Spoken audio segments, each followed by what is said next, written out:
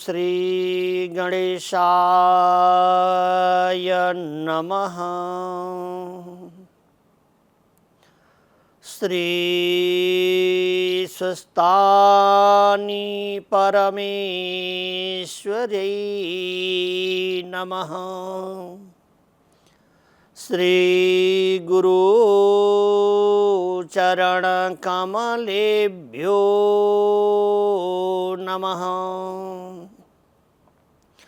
यं ब्रह्मा वरुणेन्द्ररुद्रमरुत स्तुन्वन्ति देव्यैस्तवैः वेदैः साङ्गपदाक्रमोपनिषदैर्गायन्ति यं सामगाः। ध्यानावस्थिततद्गतेन मनसा पश्यन्ति नं योगिनो शान्तं न विदुषुरासुरगणा देवाय तस्मै नमः। श्रीमाचन्दनचर्तितो जलवपु शुक्लाम्बरा मल्लिका मालालङ्कृतकुण्डलप्रविलसात् मुक्तावलीशोभिता सर्वज्ञाननिधानपुस्तकधरा रुद्राक्षमालाकरा वाग्देवी वदनाम्बुजे वसतु मे त्रैलोक्यमाता चिरम्। मुखं करोति वाचालं पंगुं लंघयते गिरिं यत्कृपातमहं वन्दे परमानन्दमाधवम्।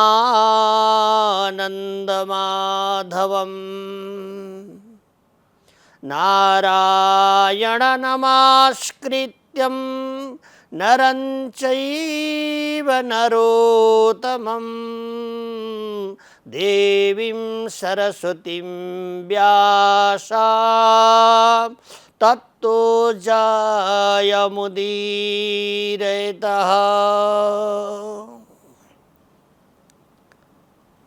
भगवती श्री सुस्तानी परमेश्वरी को आराधना भइरहेको छ।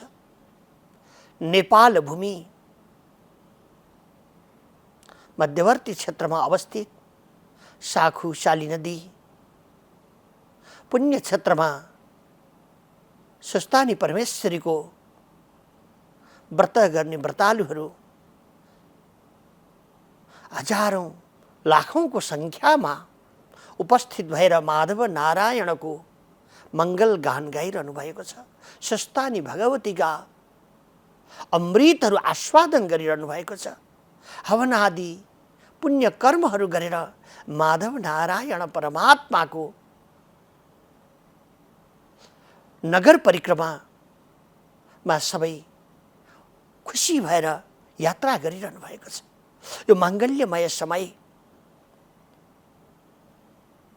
माघ महिनाको यो पावन्यमय समय हाम्रा अगाडि आइरहेको छ र यस्तो मांगल्यमय समयमा हामी सम्पूर्ण नरनारीहरूले सारा प्रकारका विषयगत वस्तुहरूलाई परित्यज्य गरिकन भगवतीको शरण पर्नुपर्दछ र सारा प्रकारका सुख समृद्धि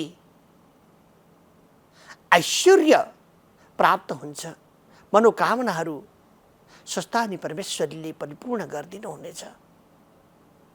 यस्ता मंगल्यमय शिवशक्ति स्वरूप भगवतीको आराधनाको यो पावन्यमय समयमा यहाँहरू सबैलाई कथा श्रवणको डबलीमा स्वागत छ। जय श्री राधे।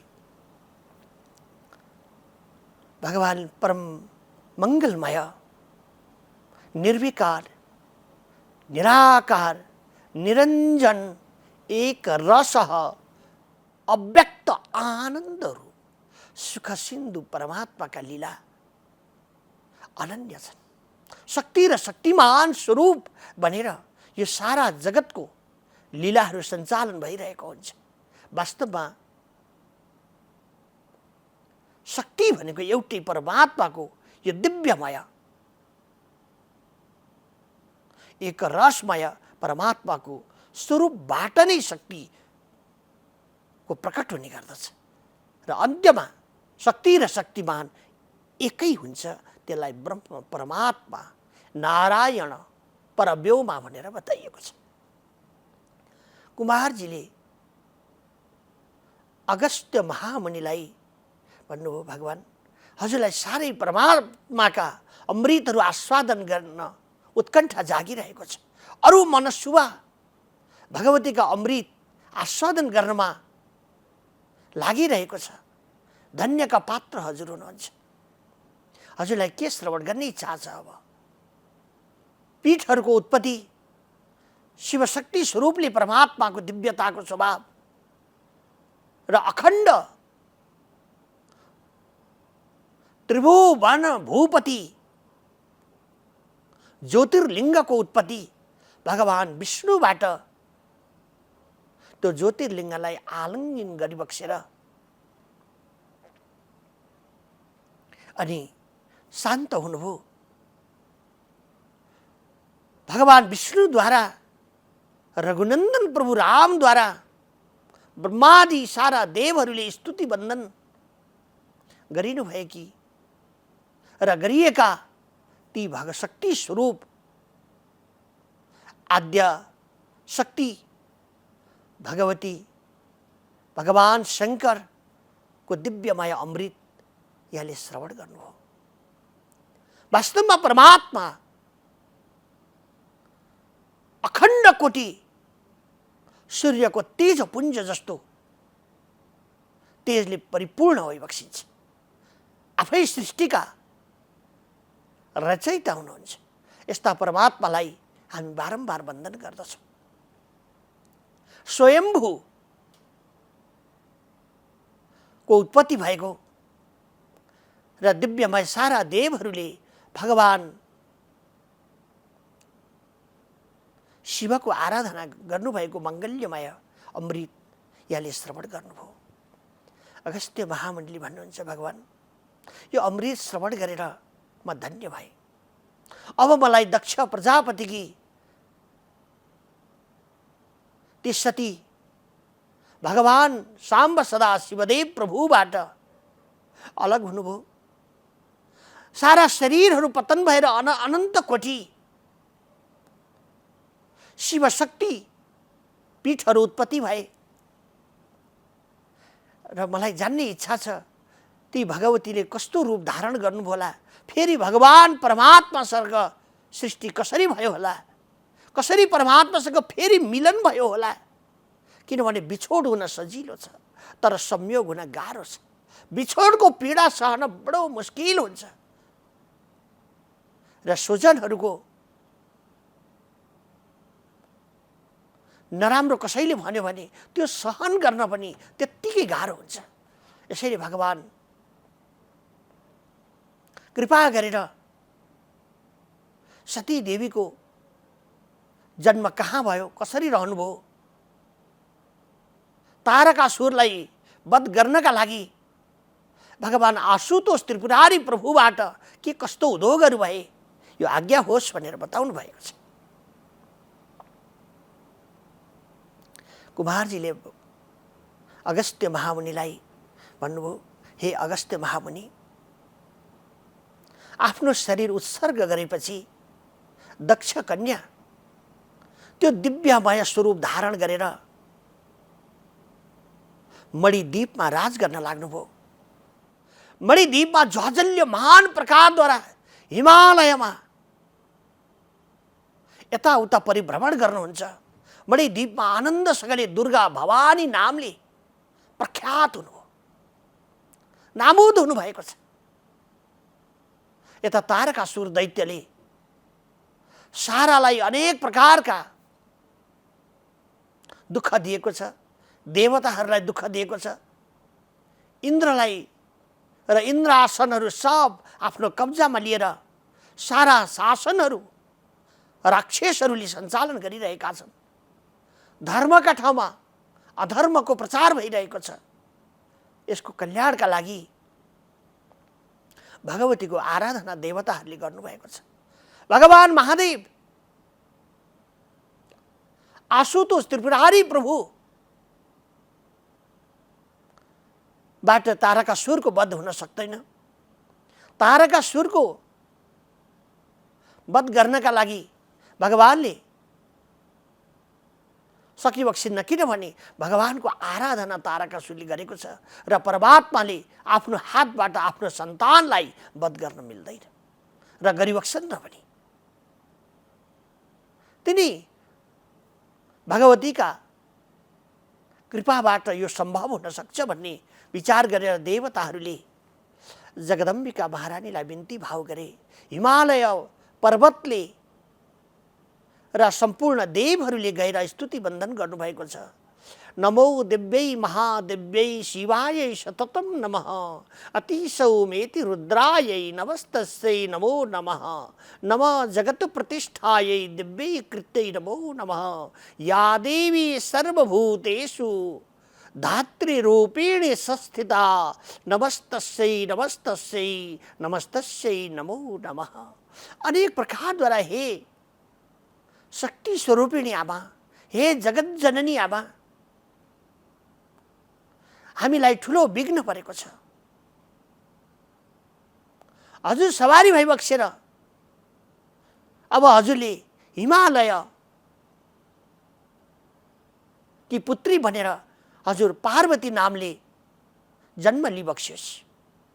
मेनकाका गर्भमा हजुर प्रवेश गरिबक्सियोस् र हजुरले जन्म स्वीकार गरेर पुनश्च भगवान परमात्मा परब्रह्म निर्विकार निराकार एकाकार ब्रह्म चैतन्यमय परमात्मालाई प्राप्त गर्नुहोस् र त्यो शिवलाई प्राप्त गरेपछि हजुरबाट जो सन्तान जन्मिने छन् तिनै सन्तानबाट यो तारकासुर दैत्यको वध हुन सक्छ, दैत्य कुलहरूको क्षय हुन सक्छ र सारा देवहरूको धर्मको कल्याण हुन्छ, रक्षा हुन सक्दछ भनेर सबैले प्रार्थना गरे।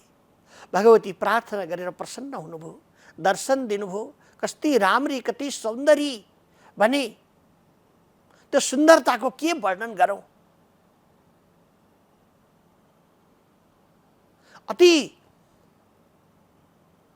माधुर्यमय कोपल भएकी, मुस्कुराउँदै भगवती हातमा आफ्ना त्रिशूल लिनुभएकी, डमरू धारण गर्नुभएकी, शङ्ख चक्र आदि शूल लिनुभएकी, हेर्दै मनोरमा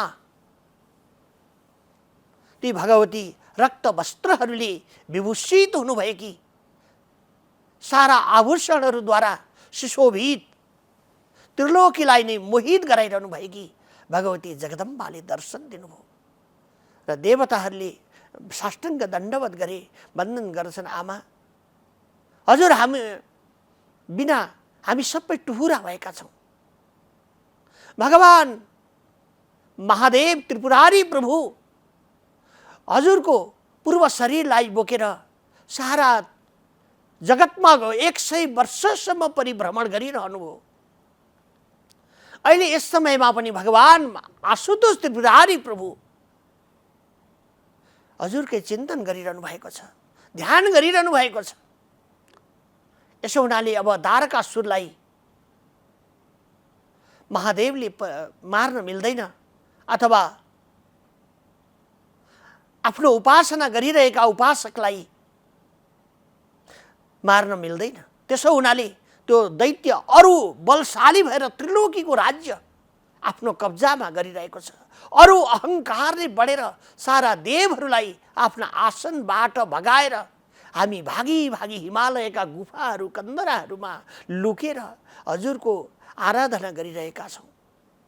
भगवान गौरी शङ्कर प्रभुको स्तुति वन्दन गरिरहेका छौँ। आमा, अब हजुरको दर्शन भयो, हाम्रो मनोकामना पूर्ण गरिदिनुहोस्।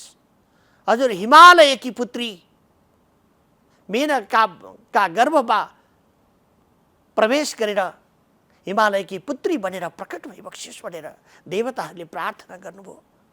भगवतीले आज्ञा हुन्छ, तपाईहरूले अगाडि लोभ र लालचका भरमा सत्य स्वरूप, आनन्द स्वरूप, कैवल्यमय त्यो परमात्मा शिवको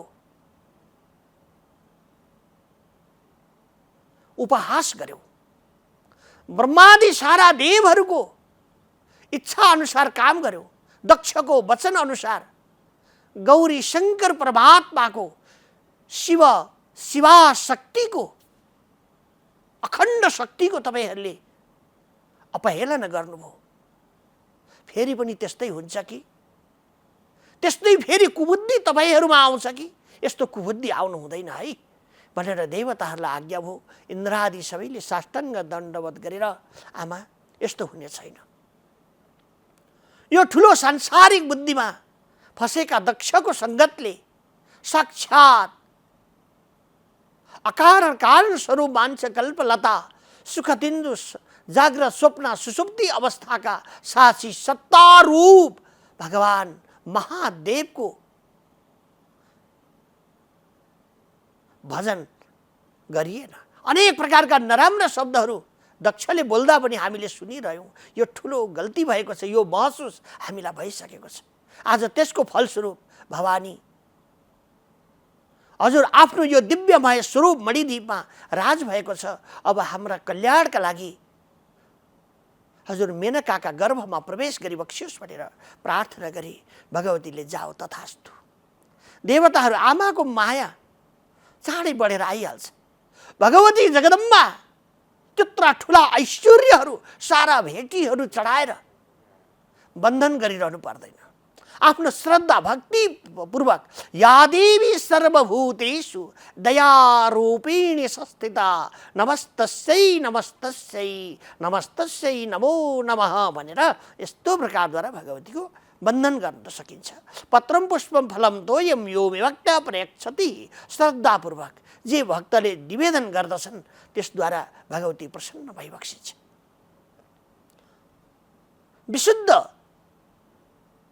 विशुद्ध श्रद्धा नै भगवतीका लागि सम्पूर्ण भेटी हुन आउँछ। सबै देवहरू आफ्ना आफ्ना कन्दराहरूमा गएर भगवतीको ध्यान गर्न लागि भगवान साम्ब सदा शिवदेव प्रभुको ध्यान गर्न लाग्नुभयो। भगवती हिमालयकी धर्मपत्नी मेनकाका गर्भमा प्रवेश गर्नुभएको छ र समय प्राप्त भयो। अति जजल्यमानमय त्रिलोकीलाई नै मोहित गर्नेवाली पुत्री रूपको रूपमा जन्म भयो। वशिष्ठादि योगी सन्त महामुनिन्द्रहरू शास्त्रज्ञजनहरूलाई बोलाएर हिमालयले अनेक प्रकारका अरहणहरू भेट गरिकन आफ्नी छोरीको नामाकरण संस्कार गराउनु भएको छ। नामाकरण संस्कारमा त्रिलोक मोहिनी साक्षात् जगदम्बा भवानी हुनुहुन्छ। अष्टादश भुजाधारिणी मणिद्वीपमा राज गर्नुहुने र सारा प्रकारका सृष्टिको गतिहरूलाई शक्ति प्रदान गर्ने त्यही शक्तिद्वारा नै जो ब्रह्मा विष्णु महेश रूप अनेक धारण गरेर सृष्टिको गतिलाई लीला विहार गराइबक्सिन्छ। लीला विहार गर्नुहुन्छ। सृष्टिको गति अगाडि बढाइबक्सिन्छ। भौतिक आधिभौतिक आध्यात्मिक रूप अगाडि बढ्दछ। हे हिमालय, हजुरकी दिव्यमय यी पुत्री साक्षात् दुर्गा नामले जानिन्छ। त्यसैले दुर्गा दुर्गति नाशिनी सारा देवहरूले स्तुति गर्नुभएकी शक्ति स्वरूपिणी भवानी भनेर जानिन्छ। र इनको विवाह साक्षात भगवान त्रिलोकीनाथ पिनाकधारी चन्द्रमौलेश्वर भगवान शिवका साथमा पाणी ग्रहण संस्कार हुनेछ। सर्वदा प्रकारद्वारा राम्ररी ध्यान ज्ञानसँगले यी आफ्नी छोरीको सेवा गर्नु। इनको नाम पार्वती रहनेछ। पर्वतकी पुत्री भएको हुनाले पार्वती नाम रहनेछ र सर्वदा पार्वती पते हर हर महादेव भनेर जसले उद्घोष गाउँदछन् नि, शक्ति र शक्तिमान स्वरूप परमात्मा आशीर्वचन दिन सवारी भई बक्सिन्छ। कृपामय परमात्माको अनुग्रहले आज तपाईहरू धन्य हुनुभएको छ। मेनका हजुर धन्य हुनुभएको छ, किनभने साक्षात हजुरको गर्भमा आज महादेवीको वास भएको छ र महादेवीको जन्म हजुरले दिनुभएको छ। अब लालन पालन राम्रोसँगले गर्नुहोला भन्ने आशीर्वचन दिनुभयो। बडो खुसी भएर हिमालयले पर्वतराजले अनेक प्रकारका मणिमाणिक्यहरू वशिष्ठ आदि प्रवृत्त ऋषिहरूलाई दिनुभयो। दक्षिणादिहरूले सुपूजित गर्नुभयो। सबैलाई खुसी गराएर यथेष्ट भोजन गराउनु भएको छ, किनभने भोजन र दक्षिणा भनेको आफ्नो यज्ञको परिपूर्णता हो। र सर्वदा जगदम्बा पार्वती महारानी अलिकति बढ्दै जानुभएको छ। समय प्राप्त हुँदै गयो, विवाहको समय पनि हुन लागेको छ। विस्तारमा धेरै समय भगवानका चरण अमृतहरू आस्वादन गर्ने, कथा अमृतहरू आस्वादन गर्दै जाँदा धेरै समय लाग्छ। सठिकमा यहाँहरूलाई भगवतीका दिव्यमय अमृतहरू श्रवण गराइन्छ। श्री पार्वती महारानी चाँडै बढ्दै जानुभयो। नारद महामुनिलाई थाहा भयो, उहाँले भगवान विष्णुका समीपमा गएर आज्ञा हुन्छ, भगवान असाध्यै राम्री, असाध्यै मनोहारिणी यो स्वर्गका लागि सारा सृष्टिको गतिलाई सुहाउने शक्तिले सम्पन्न भएकी पर्वतराजका घरमा आज पर्वतकी छोरी पार्वतीले जन्म लिनुभएको छ। मेनकाको गर्भलाई पावन गराउँदै यो धरणीलाई आनन्द जजल्यमानमय आनन्द प्रदान गरिरहनु भएको छ। साक्षात आद्य लक्ष्मी नै हुनुहुन्छ। हजुरले विवाह गरी बक्सिनु पर्यो, पानी ग्रहण गरी बक्सिनु पर्यो भनेर आज्ञा भयो। भगवानले तथास्तु यो शुभ समाचार गएर ठिक छ, पर्वतराजलाई श्रवण गराऊ भनेर आज्ञा भयो। पर्वतराजका यस्तै शुभ समाचार श्रवण गराउन नारद महामुनि आउनुभयो। पर्वतराजलाई भन्नुहुन्छ, हजुरका घरमा अति सुन्दरी कन्या प्रकट भएकी छन्। हे पर्वतराज, यी कन्या सारा 32 लक्षणले युक्त भएकी, सारा सिद्धिहरू प्रदान गर्नेवाली र सारा प्राणीहरूका हृदयलाई उज्यालो पार्नेवाली यी कन्या भगवान विष्णुका लागि दिनुहोस्। भगवान विष्णुले मलाई यी कन्या माग्नका लागि पठाउनु भएको छ। पर्वतराजले आज्ञा हो। आहा, कति राम्रो कुरा हो। समय प्राप्त भयो, राम्रा वर पाए, सुकन्यालाई म पानी ग्रहण गराइदिन्छु, विवाह गराइदिन्छु। मेनका पनि हर्षित हुनुभयो। उच्च आसनमा राखेर पाद्य अर्घ्यादिद्वारा नारद महामुनिको पूजा अर्चन गर्नुभयो। नारद महामुनिलाई यथेष्ट भोजन गराएर विदा गर्नुभएको छ। समय प्राप्त गरेर नारद महामुनि समय मुहूर्तहरू विचार गरेर विवाहको शुभ समय प्राप्त गरेर पाल्नुहोला, विवाहको शुभ समय लिएर पाल्नुहोला भनेर आज्ञा भयो। भगवान विष्णुलाई सुसमाचार गएर सुनाउनु भयो। समय ब्रह्माजी गणहरूले यो दिव्यमय समय प्राप्त गर्नुभयो। यो समय उहाँ ब्रह्माजी बडो जान्नेवाला हुनुहुन्छ। नारद महामुनि देवहरूले साहिद जुराउनु भयो। त्यो साहिद लग्न बडो मङ्गल्यमय समयको उपस्थित भएको छ र खुसी हुनुभएका भगवान विष्णु शुभ साहिदमा बेहुलो बनेर सारा ब्रह्मा विष्णु र देवगणहरू सबै प्रह्लादस्तालधारी तरलगतितया चोद्दवो कांक्षधारी वीणाधारी सुरर्षि सुरकुशलतया रागकर्तार्जुनोऽभूत् इन्द्रो वादी मृदङ्गम जय जय पुकारा कीर्तयेते कुमारः। अझ बडो सबै नाच्दै गाउँदै परमात्माको विष्णु भगवान की जय, पर्वतराज की जय, मेनका महारानी की जय भनेर गाउँदै आउँदै हुनुहुन्छ खुसी। अब विवाहका दिनमा त सबै गाउने बजाउने नै भए। नारद महामुनि पनि गाउँदै बजाउँदै आइरहनु भएको छ, खुसी भएर आउनु भएको छ। ऋषिमुनि महायोगेश्वरहरू सबै अगाडि र पछाडि लाग्नु भएको छ। यो खुसीको समय हो नि। विवाहका लागि प्रभु आउनुभयो। आज समय मुहुर्त मिल्यो र यज्ञको प्रारम्भ भएको छ। मेनकाले पार्वती महारानीलाई अनेक प्रकारद्वारा श्रृङ्गारहरू गराउनु, राम्रोसँगले भोजनहरू गराएर यथेष्ट गराउनु भएको छ। लाड प्यार अनेक प्रकारद्वारा गरिरहनु भएको छ। यसै समयमा सखीहरूले पार्वती महारानीलाई अपराजिता अजिता यी सखीहरूले